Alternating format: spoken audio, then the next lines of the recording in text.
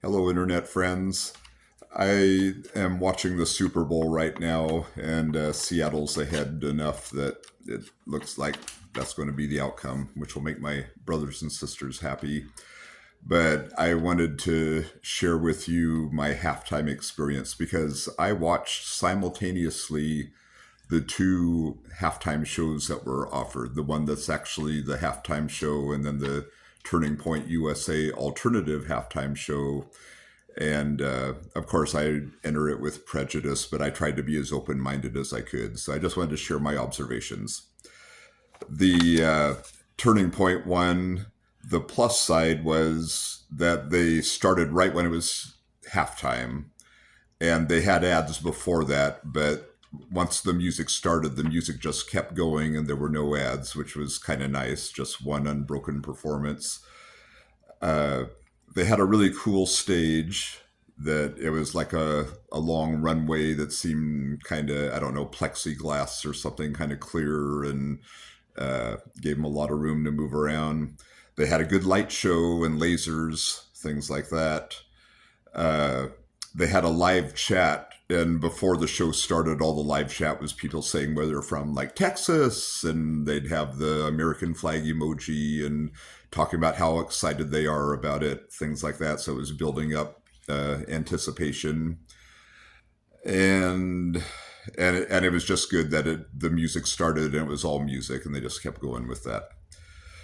The downside of it was I I was watching carefully. It did not look like anybody was lip syncing, but there was some disconnect in the sound with what we were seeing. I watched a guitar solo, and it really looked like he was playing it, but somehow the sound wasn't the same as what we were seeing. It's hard to explain, but the acoustics or something. And it may be just that it was heavily produced and run through a lot of uh, compressors and whatever else sound equipment. So it came out sounding very pasteurized and controlled. Uh, there was it was the word that came to mind for me watching it was homogenous. It was all these. It was all country singers I didn't know. It seemed like they could have got somebody that I'm not a huge country fan, but I at least know the big names. But I didn't know any of these names, and maybe that's bad. Maybe everybody else knows them, and I'm the only one who doesn't. But they all seem the same. I can't separate them in my mind. They all sang the same. All their songs had kind of the same feel to them. A lot of minor key kind of stuff, and serious and a little nostalgic, talking about their values and how happy they are to be American, things like that. But it wasn't like inspiring. It was kind of, I would say, preachy, something like that.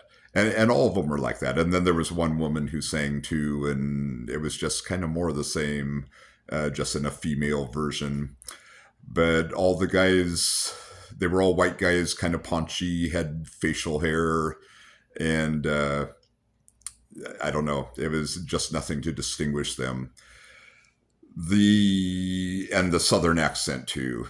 Everybody had a southern accent. Everybody sang with that kind of vocal fry kind of sound, like Bob Seger or Bruce Springsteen uses, but not to the same good effect that they use it. There wasn't the passion in the music. I didn't feel there were the stage moves for sure, and there was an energy to it, but it felt contrived, I guess.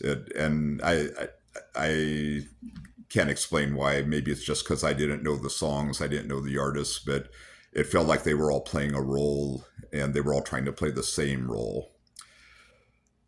All the lyrics were about, there was, hunting, fishing, drinking alcohol, all those good American things. And uh, it was, what I realized was that's a subculture of America, and there's a lot of guys out there doing that. It's just not my subculture.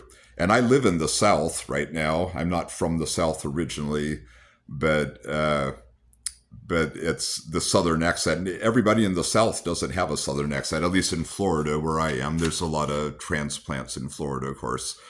And maybe if I was in Alabama or Louisiana, it'd be different. But that's what I realized with that. was that this was a subset of America, and they just presented one subset of America, and it was mostly male.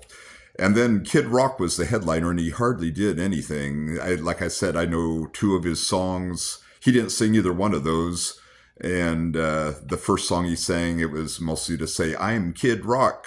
And I think that's what it was, and had some kind of rap with it. And then there was like a string thing, a violin and a cello, which I'm going to get to the main point in a minute here, but it didn't have any real melody to it that was memorable or any kind of passion other than the stage presence of the players.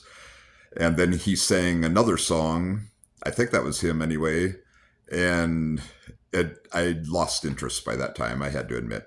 I'm sorry. I was watching both of these at the same time, so I'd turn the volume down on one, up on the other, and go back and forth kind of like that. The main bad things. First of all, before the performance, Pete Hegseth gave a message, and for me, there's nothing that's going to destroy a performance or anything like Pete Hegseth. All he has to say is Department of War a couple times, and I'm going to zone out. It was, I don't know. And then he had a football that he threw to show how macho he is. That put me in a bad mood as far as the turning point thing. I'm sorry about that, but I don't need Fox News hosts telling me how to be American, I guess. And then the other bad thing was the audience was AI, I swear. There was an audience on both sides of the runway. We mostly saw them in silhouette. The sound of the audience, you could tell it was going up and down on a volume knob according to how much they needed. And that's possible. Like in the mixing board, maybe there's a mic on the audience and they're sliding it up and down according to how much audience they want to hear. But this just felt artificial. And the audience was mostly seen from the back in silhouette. And they were just on the sides of the runway. We didn't see any audience anywhere else. And it looked so artificial. It was artificial intelligence, I'm almost sure.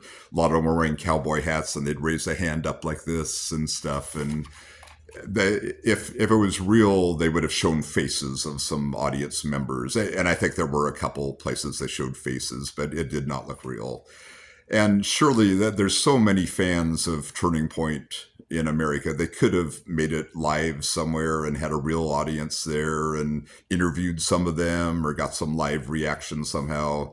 But it really felt fake, and that was a turnoff. And if they'd taken the same music and put it on Austin City Limits, I bet I would have loved some of it because it would have had a different energy. It would have had a cleaner sound, and it would have felt like they were actually communicating with real live people. I mentioned the comments before the show. I watched the comments at the end, and like every fifth comment was somebody saying, "Oh, I'm glad to see all the haters on here because you're bumping up our numbers." And nobody was saying, "Wow, what a great show." And there was one comment I read that said, "Really, guys, this sucks." and that's what my feeling was. I thought maybe if you're a fan, it was really good, but I didn't see anybody in the comments anyway who was excited. And the comments were scrolling very quickly, so it's totally possible I missed some. Okay, then on to Bad Bunny. First of all, the good points. Visually, it was stunning, and I was amazed at whoever put it together because all the set pieces. And number one was the choreography. It was incredible. So many dancers and such fast shifting scenes. And it was amazing. I don't know how they would have put that together. And I don't know how they could have, even in rehearsal, how could you have kept the attention of that many people from distracting other people or something. I guess I'm used to working with high school students, so I think from that point of view. But the dancing was really amazing, and it was hard to take your eyes off of it because it was fast changing and so well orchestrated, so smooth. And the set pieces too. It went through so many different scenes, and it was really seamless, really flawless. There was an energy to this. It felt live. And I expect lip syncing when you're singing in a football stadium with a headset mic. I expect somebody's going to be faking it. If Janet Jackson or Britney Spears is doing something, or whoever, I don't know, U2 or somebody, I would expect there's some lip syncing going on because the sound would be so hard to control. But it did not look like it at all at any time. There was like I say, an energy to it, and there was a joy to it, and there was some humor in it, and it felt real. That's what I liked about it. I was also surprised to see Lady Gaga pop up in it because I didn't know she was going to be in it, and I guess Ricky Martin too, and I didn't recognize Ricky Martin. I'm not that big of a fan. But the sound matched what we saw. I don't speak Spanish, and so I didn't understand any of Bad Bunny's lyrics. I understood when Lady Gaga was singing. But there was one thing that I think I did understand. Maybe I'll be proved wrong on this, but at one point he hands a little Grammy award to a young boy who's watching TV in a set living room there. And I think that that said to me was that he was giving this to himself when he was a little boy dreaming about the future. Maybe I'm interpreting that wrong, but that's how it came across to me, and it made me emotional. Actually, it got me kind of choked up because of that harking back to himself and the dreams that he has as a young boy. So what I felt watching these two shows is there was two subsets of America. There was the Puerto Rican heritage and celebrating that culture and related cultures. And then there's the Southern country, good old boy culture and celebrating that. Both of them are facets of America, so either one is valid. It's like West Side Story. Was that about America? Yes, it was. And was it every American? No, it was not. It was like a subset of America.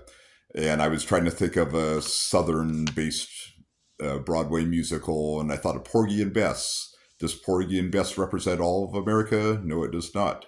But it does represent the experience of a subset of America. When you read Mark Twain stories, does that represent all of America? No, it does not. It represents part of America. When you read Ken Kesey, does that represent all? No, it represents part.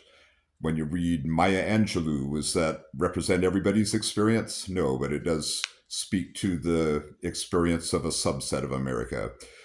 So the answer is, the key is that America is multifaceted, and you can't just homogenize it, pasteurize it, and say this is what America is. America is many different things, and the Seahawks just made another touchdown, by the way. Wow, 29-13. Go Seahawks, go Northwest.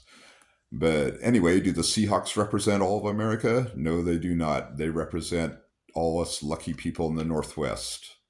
So I think both these shows were valid, and both have their audiences.